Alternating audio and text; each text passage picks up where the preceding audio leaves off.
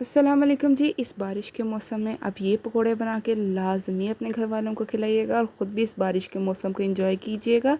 Recipe बहुत ही आसान recipe है। डिटेल में रेसिपी देखने के लिए चैनल को सब्सक्राइब जल्दी से कर लें और रेसिपी एंड तक लाजमी देखिएगा। सबसे पहले जी हमने ले लिया एक बॉल, उसमें ऐड किए प्याज, ठीक है, बारीक कटे हुए, फिर ऐड किया आलू बारीक कटे हुए, फिर हमने साबुत धनिया ऐड किया, 1 चम्मच लाल मिर्च की ऐड की, हमने 1 चम्मच खुश्क धनिया मतलब जो खुश्क धनिया का पाउडर होता है वो ऐड किया, 1 चम्मच यहाँ पे मैंने नमक का ऐड किया और 2 चम्मच यहाँ पे मैंने कॉर्नफ्लोर के ऐड किए, ठीक है। स्पाइसेस जो होंगी, इंग्रेडिएंट्स जो होंगे सारे के सारे आपको स्क्रीन पे मेंशन होंगे, नज़र आ रहे होंगे, ठीक है, आप उनको देख लीजिएगा। उसके बाद जी हमने अच्छे तरीके से इन सब चीज़ों को मिक्स कर लिया। मिक्स करने के बाद जी हमने इसमें अपना मेन इंग्रेडिएंट्स ऐड करना है पालक, ठीक है। पालक को अच्छे तरीके से कट करके धो के हमने उसको इसमें ऐड कर देना है, ठीक है। बहुत ही मज़े के पकोड़े बनते हैं बारिश में, मतलब झटपट बनने वाले पकोड़े हैं, ज़्यादा कोई तरले मेहनतें नहीं करनी पड़ती, मतलब ज़्यादा कोई मेहनतें नहीं करनी पड़ती, ठीक है।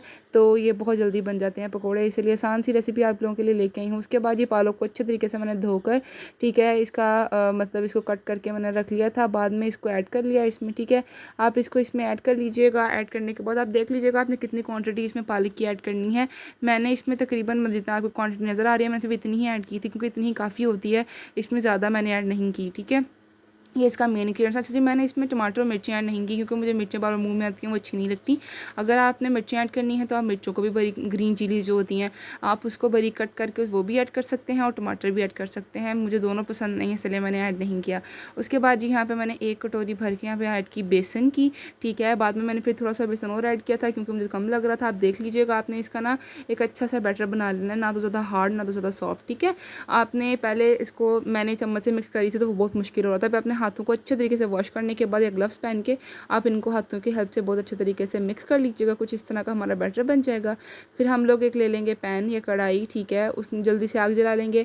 उसके बाद जी हम लोग इसमें ऐड करेंगे ऑयल, घी, ठीक है। मैंने घी ऐड किया। घी गर्म होने तक, घी गर्म होने पे हम लोग इसमें ऐड करने लग जाएंगे अपने पकोड़े, ठीक है, जो मिक्सर में बनाया हुआ है। चम्मच की हेल्प से आप इसमें ऐड कर दें, ऐड कर दें सारे के सारे। मैंने इसमें मतलब ऐड नहीं किए, अभी फ़िलहाल थोड़े ऐड किए हैं। फिर उसके बाद जब ये अच्छे तरीके से मतलब पक जाएंगे, उसके बाद हम दूसरा ऐड करेंगे। स्टेप बाय स्टेप हम लोग इसको पूरे मिक्सचर को पकौड़ों में कन्वर्ट करेंगे। उसके बाद जी यहाँ पे मैंने इनको मतलब ज़्यादा नहीं हिलाया, ये खुद ब खुद जब ऊपर आने लग गए ना, मैं इनको तब हिलाया है, ठीक है। इनको हिलाने के बाद ना, मतलब कुछ लोग निकालते हैं कढ़ाई से, निकाल के वो कटोरी लेके इनको इस तरह मैश करके फिर वापस डालते हैं।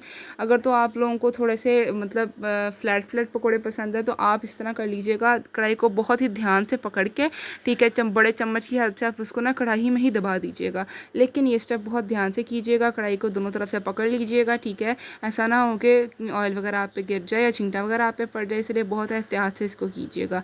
उसके बाद आप देख सकते हैं मैंने इसको मतलब सबको इस तरह से देखें फ्लैट हो गए ना थोड़े बहुत। इस तरह अगर आपको करना पसंद है तो आप कर लीजिएगा। मैंने कुछ किए थे और कुछ नहीं किए थे, क्योंकि मुझे ऐसे ही खाना पसंद है क्रिस्पी से। इसको क्रिस्पी होने तक पकाइएगा। पकाने के बाद इसको सर्व कीजिएगा कोई भी सॉस के साथ। मैंने बारिश के मौसम में चाय के साथ इसको एंजॉय किया था। बहुत मज़े के पकौड़े थे। आप भी लास्ट में ट्राई कीजिएगा, मुझे कमेंट सेक्शन में लाजमी बताइएगा। चैनल को सब्सक्राइब करना मत भूलिएगा। मिलते हैं अगली वीडियो में, तब तक रखिएगा अपना ढेर सारा ख्याल, अपनी बहन को दुआ में याद रखिएगा। ओके जी, अल्लाह हाफ़िज़।